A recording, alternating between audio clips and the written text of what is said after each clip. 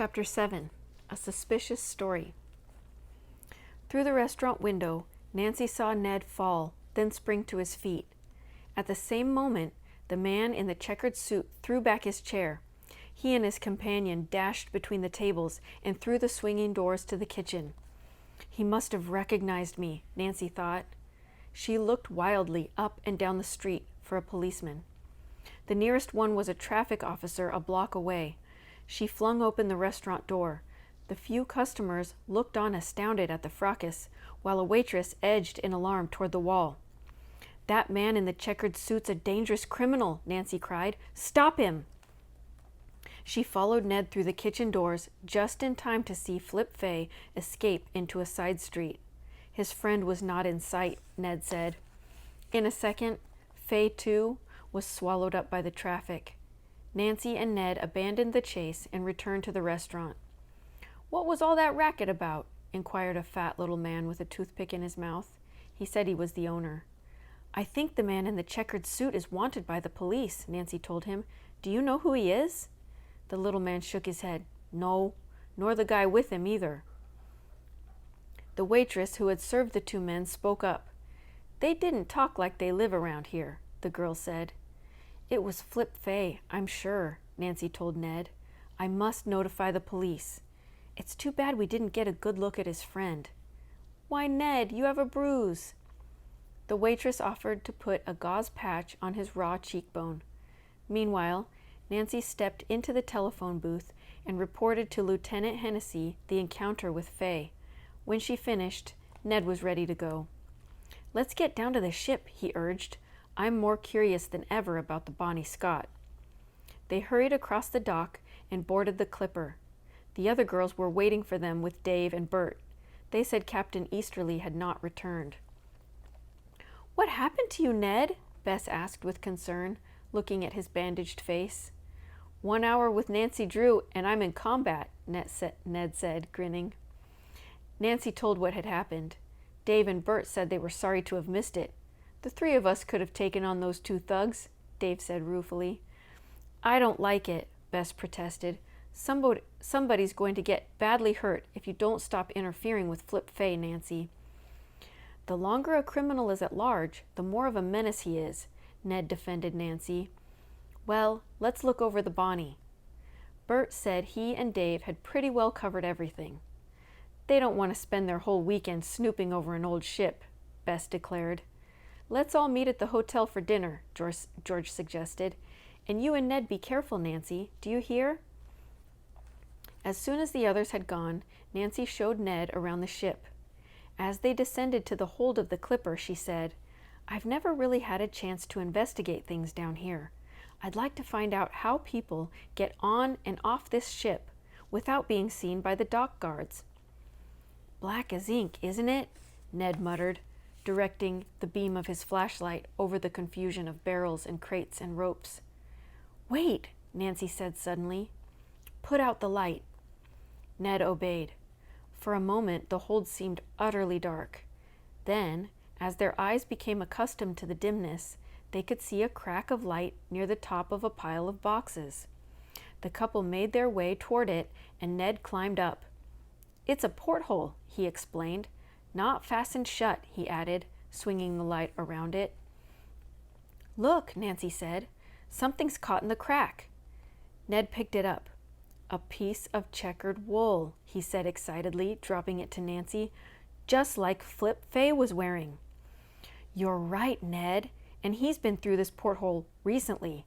The cloth is so clean it couldn't have been here very long." "So this is how the mysterious visitors have been getting on the ship," Ned mused.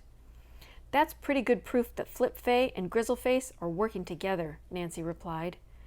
"We'll make sure they don't come through here again," Ned said grimly, starting to fasten the bolts around the rim of the porthole. "Just a second, Ned," said Nancy. "Will you please look out that side of the ship under the porthole?"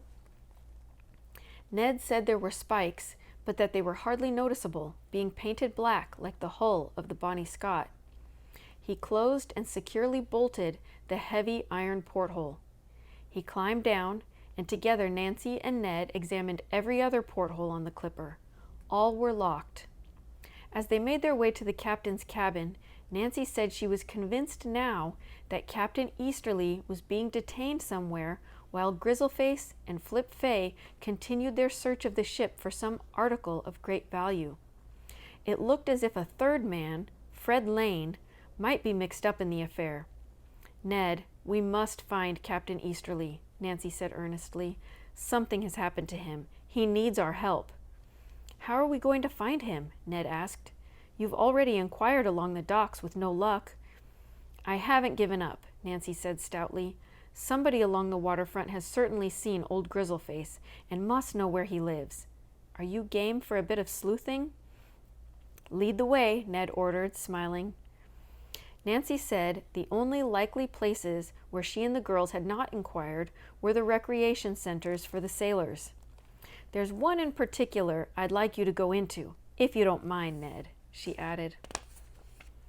The youth was quite willing, and she led him to an amusement casino. A sign said, "Tattooing done cheap." Nancy waited outside for several minutes. When Ned came out, she could see by his face that he had discovered something. "The tattoo artist knows your Grizzleface," he reported. "His name is Red Quint, and here's the address of his boarding house." Nancy was delighted. "Now we're really getting somewhere," she said enthusiastically. They found a cab and gave the driver the address. "You sure you want to go there?" the man asked, turning around to look at them. "It's a tough neighborhood." Nancy assured him that they wanted to go there nevertheless. When she saw the house, she understood why the driver had shown some reluctance. It was dingy gray brick with rickety steps leading up to a porch which seemed about to collapse. The shades at the windows were tattered. "Not exactly homey," Ned remarked, pressing the rusted bell. They stood there several minutes. There was no sound of approaching footsteps. Then suddenly, a window above their heads was flung open. "What do you want?" a hostile female voice demanded. Nancy looked up and met a pair of bleary eyes in a mottled face. "We're looking for Mr. Red Quint," she said politely. "Ah, go away!" The woman reached up to bang down the window. "Wait!" Ned pleaded. "We must find Mr. Quint. It's very important." "He ain't here. He ain't been here for 2 days." She got the window halfway down. "May we talk to you a minute longer?" Nancy asked. "Please?" The woman looked doubtful. Finally, she stuck out her lower lip and sighed. "Stay there." She closed the window, and presently they could hear her loose slippers flapping down the stairs. She undid a chain on the door and let the callers into a dark hall. The daylight from outside shone into the woman's eyes, and she squinted, trying to get a good look at Nancy and Ned. That moment gave them time to take in the surroundings. The dirty bare floor, the plaster falling from a jagged crack in the wall above a pay telephone. The whole place gave the impression of slovenly housekeeping. Presently the woman, satisfied that the couple were not bill collectors, rasped out, "Well, what is it you want?" "Do you know where Red Quint has gone?" Nancy asked. "How would I know?" the woman grunted. She looked suspiciously at Ned's face bandage. "Have any friends of Red Quint come here lately?" Nancy went on. The woman's frowsy gray eyebrows wiggled. "Yeah, friend of his come here." "What was his name?" "I dunno. Seems to me Quint called him Ted or Fred." Could he have been Fred Lane? Nancy wondered excitedly. "Is he here?" she asked quickly. "Nah, he just come and rented a room for his uncle." "His uncle?" Nancy repeated. "Is he an old man?" "Middlin'. He's sick. Ain't been out of bed since he come." Nancy and Ned exchanged excited glances. "Has he had a doctor?" Nancy inquired, watching the woman carefully. "Nah, he just don't feel good. Sleeps a lot. They told me to keep an eye on him." "I must see him," Nancy said, making for the stairs. "Hey, you can't go up there!" the woman yelled, but Nancy and Ned were already running up the steps.